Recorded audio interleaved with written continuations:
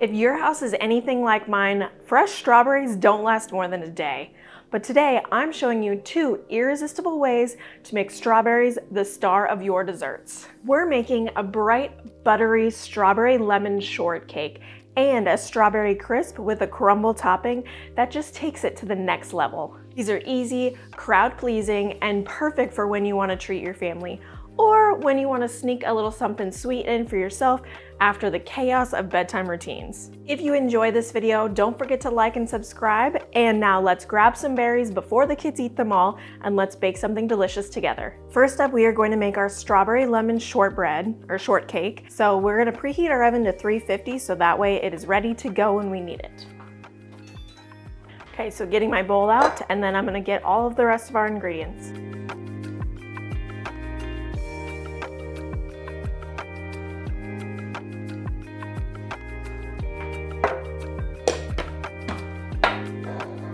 Okay, so now that we got all of our ingredients, let's whip up our strawberry lemon shortcake. First, we need a cup of butter, and you want this to be room temperature. You don't want it to be straight out of the fridge or the freezer, because otherwise it will not mix in very well.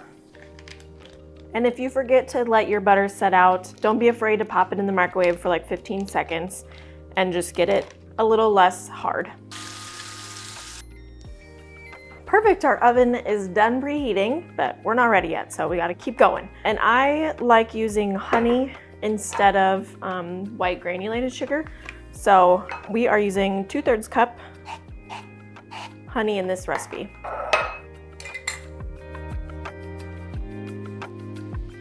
And then hopefully, since I sprayed our measuring cup, this will come out really nicely. It's looking pretty good. That works really well. Okay, and then we need an egg. And we'll add the rest of our ingredients. And the full recipe to making this will be linked in the description below, so you can check it out there.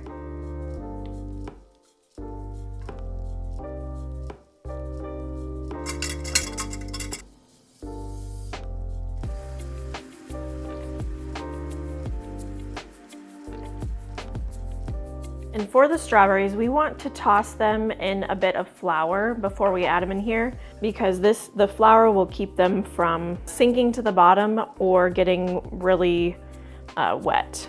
The flour trick is something that I learned from the Food Network when they would make like a blueberry pound cake or a lemon bread or something where they're adding fresh fruit in it. They always toss it in flour, and that way it's easier to not sink to the bottom.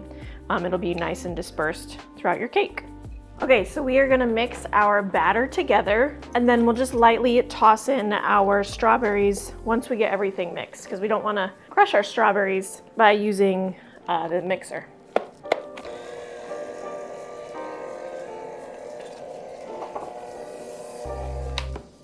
This looks so good. There's still a couple butter chunks, so I wanna get those fully incorporated real quick. Okay, and we'll fold in our fresh strawberries. And I remember fondly always every summer having strawberries. Where I grew up, there was a big strawberry patch, and we would go there and pick strawberries, and actually a couple years my dad grew strawberries.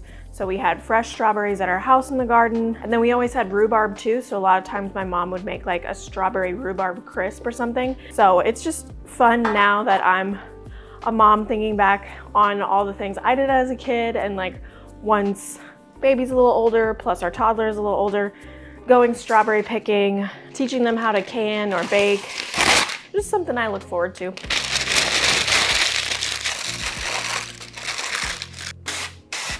And I am using a 9x9 baking dish. If you have an 8x8, that's totally fine too. Yours will just be a little thicker. I just have a couple 9x9s, so that's what we're gonna use because it's just easier. And then we'll pour our batter in and get this in the oven. And to get this nice and evenly spread, I recommend using one of these. I think they call it an offset spatula. It's a lot easier to spread versus trying to use a rubber scraper or whatever you call these. Whoa! It's gonna be so good. Okay, let's get it in the oven. And we'll bake this for 30 to 35 minutes. I'm gonna start with 30 though, and we'll check it and see how it goes. And while we wait for our shortcake to be done baking, we are gonna whip up the glaze. So we need 2 to 3 strawberries to puree in our bowl. And I already cut these, so I'm just gonna do like about that many. It's probably 1/4 of a cup. And we'll kind of cut these up a little bit. And like I mentioned earlier, rhubarb is such a great summer flavor. I don't know how popular rhubarb is everywhere else. I know here in the Midwest, people grow it a lot, so then they use that in baking. But I know when I met my husband, he had really never heard of rhubarb, and my mom brought over like a rhubarb tort or something, and he was like, what's this? But it is so good, and it's something that you can plant in your garden, and it just grows back every year. And back home, honestly, some people would, like, it would grow in the ditches, and people would just pick it out of the ditch. Kind of like asparagus, if you've ever heard that with asparagus, where it just grows back. And this probably sounds weird for people who live in the city, but asparagus would grow in the ditches, and you'd be like driving around and just see a random asparagus patch in the ditch, and you'd just pluck a bunch and take them home. Probably sounds really weird, but that's what we did when you live in the middle of the nowhere and in a farming community.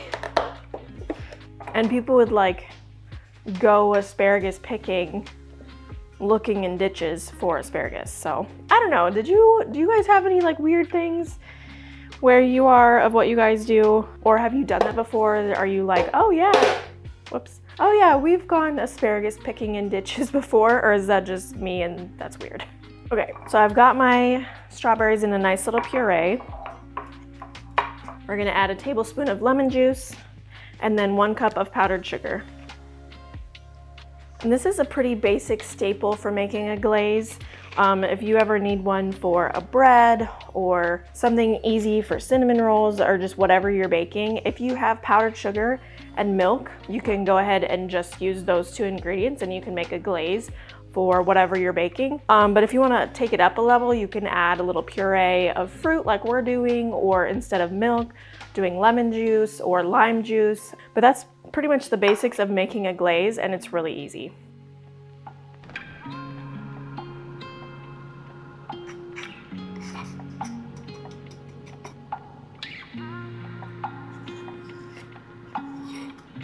Okay, that is looking fantastic. Oh my gosh, I just wanna eat it by itself. Ah, that looks amazing. All right, so we've got about 20 minutes left on our strawberry shortcake in the oven. So I'm going to clean up a little bit, do some dishes, and then we will get started depending on if our cake is done.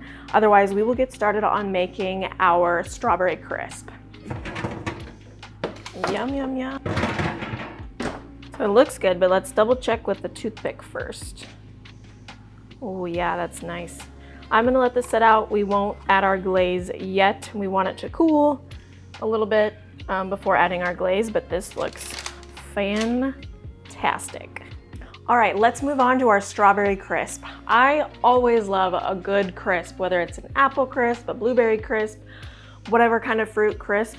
They are so good, so I'm really excited for this one. We are going to do our crumble topping, well, the bottom topping first. And we need a stick of melted butter.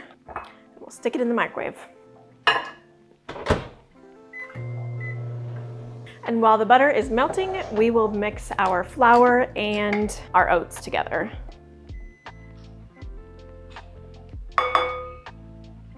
And I got these flour containers for Christmas, and I absolutely love them.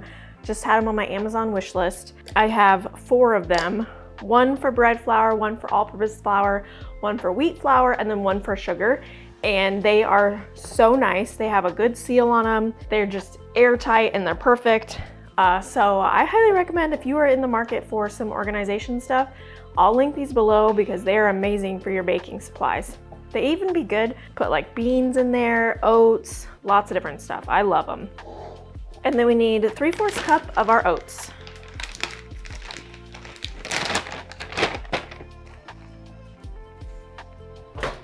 Perfect, it is all melted. So we'll pour that straight into this bowl. And then we need a 1/4 cup of brown sugar. We're gonna pack it in, probably just use the bottom of this measuring cup. That worked really well.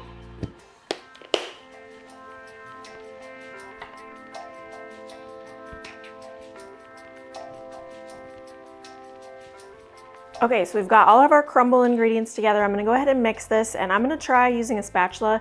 We'll see. I'm not sure if maybe a whisk would work better or a fork, but we're gonna start out with a spatula and see how that goes. I mean, it looks fantastic. I'd say a spatula's working just fine. It's mixing really well.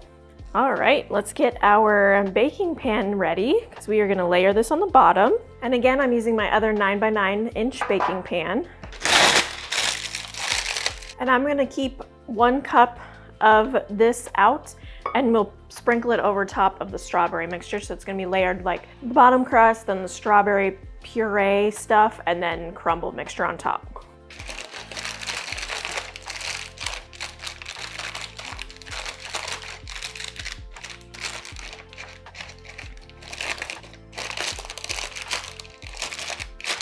Good thing I washed my offset spatula. I'm already seeing this is gonna be way too thin. So I am going to put all this back in for our bottom crust, and then I'm just gonna double the amount of this crumble stuff that I made, and we'll use that for the top. And honestly, the crumble part is one of my favorite things about a crisp, so I'm not gonna complain about doubling the amount of crispy oat goodness we have. That looks awesome.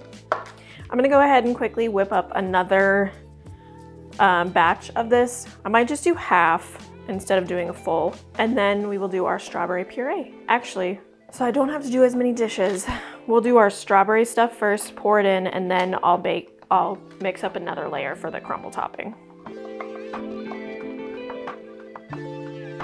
And I'm gonna mash these up a little bit more, just so they're more of a puree versus like chunks of strawberries.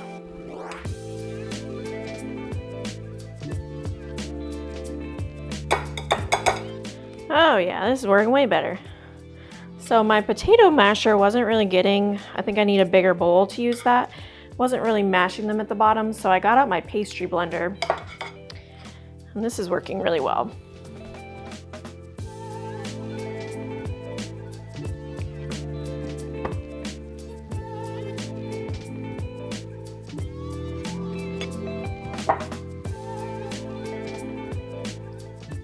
Look at that gorgeous pink color.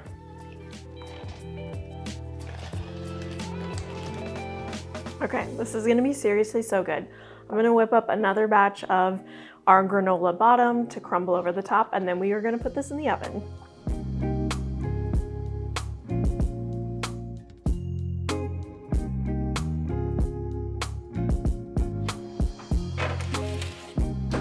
And we will set this timer for 45 minutes. While our strawberry crisp continues to bake, let's put the drizzle on our shortcake now that it is cooled and ready. I cannot wait to cut this and have a piece.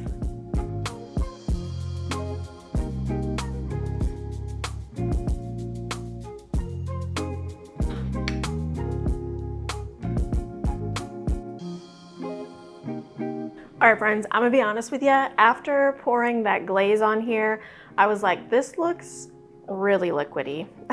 I thought about it before pouring it on and I was like, no, it'll be fine. It was the liquid from the strawberries just added more liquid, and I should have added more powdered sugar. So I did end up pouring some off, and now this looks a lot thicker. It looks more like a glaze. It's gonna kind of set up, but I did pour some of that off because it was making my cake way too wet.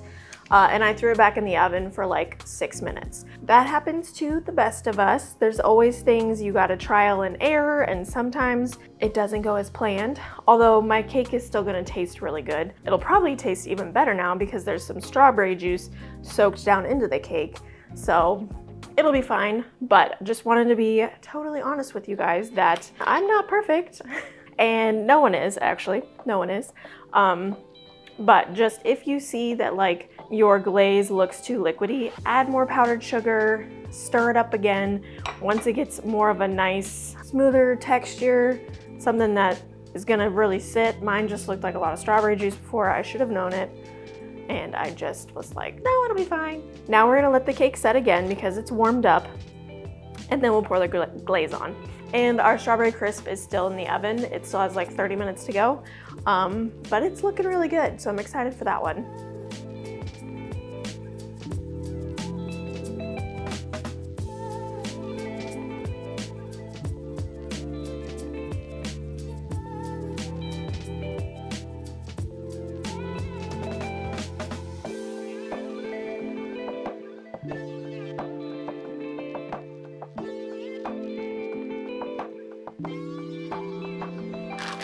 Okay, so our strawberry crisp is done and out of the oven. I'm not gonna cut into it quite yet because it is still very warm because I just took it out of the oven.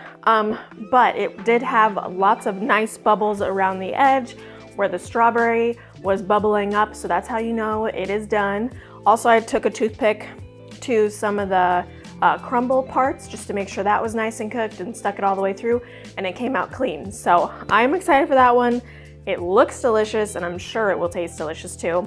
And our shortcake, so I did cut a piece off and I want to try this with you guys. It looks so much better now that we redid our glaze. So just take that as like, you know, if something happens in the kitchen and you feel like you messed up and like, oh, it's gonna be ruined, just take a moment to breathe, think, okay, how can I rectify the situation? What can we do to change it, solve it, and go forward? You know, if you watch a lot of the Food Network, even professional chefs and bakers mess up from time to time. So, and I wouldn't even call this a mess up because I think it just made it better by adding some extra strawberry soaked into the cake. Let's give it a try.